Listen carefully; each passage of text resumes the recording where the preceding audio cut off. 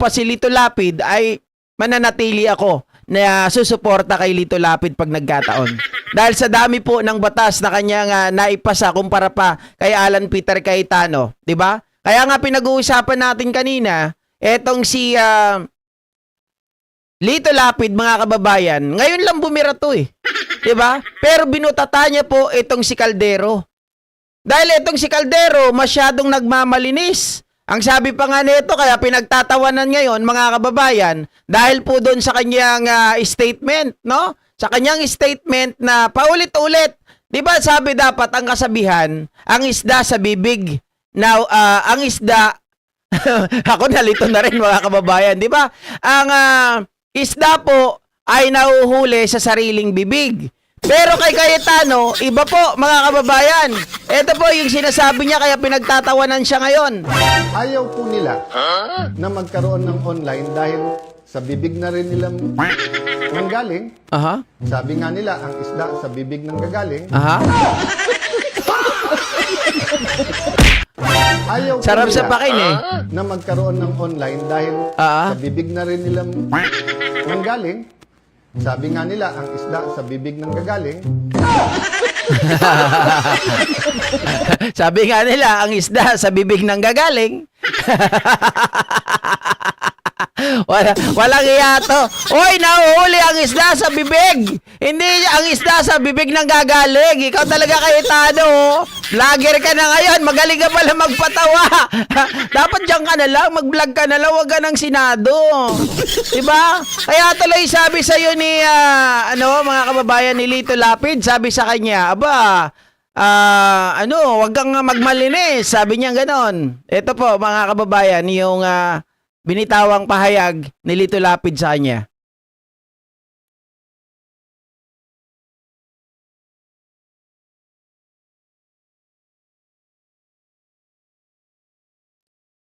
Ito ay nanggaling po sa isang interview ni Lito Lapid, mga kababayan, na kung saan po ay binara niya itong si Alan Peter Cayetano.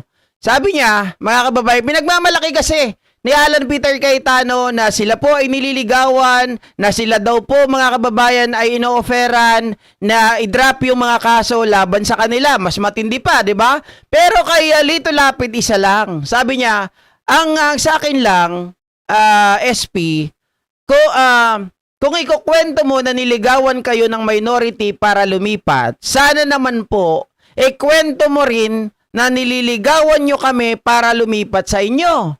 Hindi yung nagmamalinis kayo masyado. Sabi po yan, mga kababayan, ni Lito Lapid.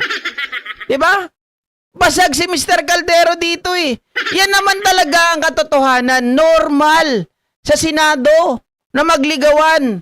Normal sa Senado, mga kababayan, dahil number games po yan. Siyempre, saan ka kukuha ng numero?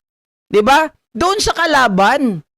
Talagang magkakaroon kayo ng mga counter-offer, magkakaroon kayo ng mga panliligaw, diba? Para makuha nyo. Katulad niyan, sabi kanina ni Erwin Tulfo, mga kababayan, kami ay nilapitan. Si Lito Lapid, si JB, tapos itong si dalawang Tulfo. Niligawan din kami niyan. Ang offer sa amin, bibigyan kami ng mga committee. Hawak kami ng mga committee para maging chairman. Diba sabi ni Erwin Tulfo yun, mga kababayan? So ibig sabihin, normal talaga na magkaroon ng ligawan. Doon, alam nga naman kumuha siya ng tao ng numero sa labas. Diba? Na hindi senador. Natural kukuha ka doon sa kalaban mo, sa counterpart mo, sa minority. Tapos yung minority, mga kababayan, vice versa. Doon din sila kukuha sa majority. Pero nagtataka lang ako doon sa sinasabi nila na mayroon daw mga offer na idadrop yung mga kaso. Oo, mga transactional yan. Pwedeng may mga transactional offer dyan. Pero mga kababayan, napaka-imposible naman nung sinasabi nyo na narinig daw niya na mayroong in-offer kay Jinggoy. Diba, mga kababayan, kalukuhan. Na nakikialam daw ang Malacanang. Kung nakikialam ang Malacanang, bakit ang Malacanang ba ang nagpatakbo sa'yo? Ang Malacanang ba ang tawag dito? Nagpapasok kay Bato para, oy, bumoto ka para mapalitan si Tito Soto? Diba hindi naman, kayo-kayo lang yan. Ibig sabihin, walang power ang executive sa inyo or ang Malacanang sa inyo. You decide on your own. Oo. Minsan din kasi nilalambat, sabi ni Ma'am Mary Jo. Oo nga naman. Oo. Pero tama. Oo, hindi na ako makikipagtalo. Pero pag yung pangkaraniwan, mga kababayan, ito kasi ay figure of speech, di ba? Figure of speech ito eh. Kumbaga, ang tao kapag nagsasalita, doon din mismo nauhuli sa kanyang mga sinasabi. Di ba? Maliwanag dito, si Alan Peter Cayetano ay umamin na.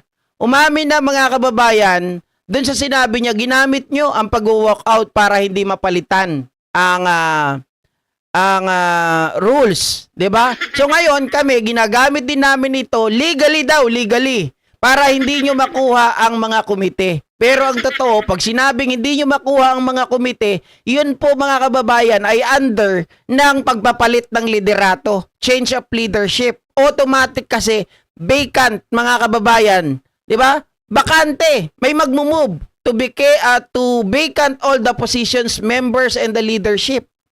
Kagaya po ng ginawa ni Joel Villanueva. 'Di ba? Na yan yung pinagtatalunan. So paanong nag-function yung Committee on Rules kung vacant yung mga members at leadership at ex officio? Oh. Doon sila nadali. Kaya nga sabi ni dito mga kababayan, may mga biro pa nga itong si Lito Lapid. Sabi niya, pag ako ang pumukpok ng podium, ng gabel, ay sigurado, dapat tahimik ang lahat. Kasi ako ang Committee on Silence. Wala nang magsasalita. Kasi Committee on Silence ako eh. Oo. Committee on Silence.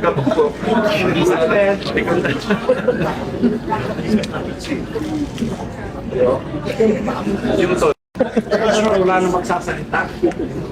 Boss Nelson. Kasi Committee on Silence ako eh.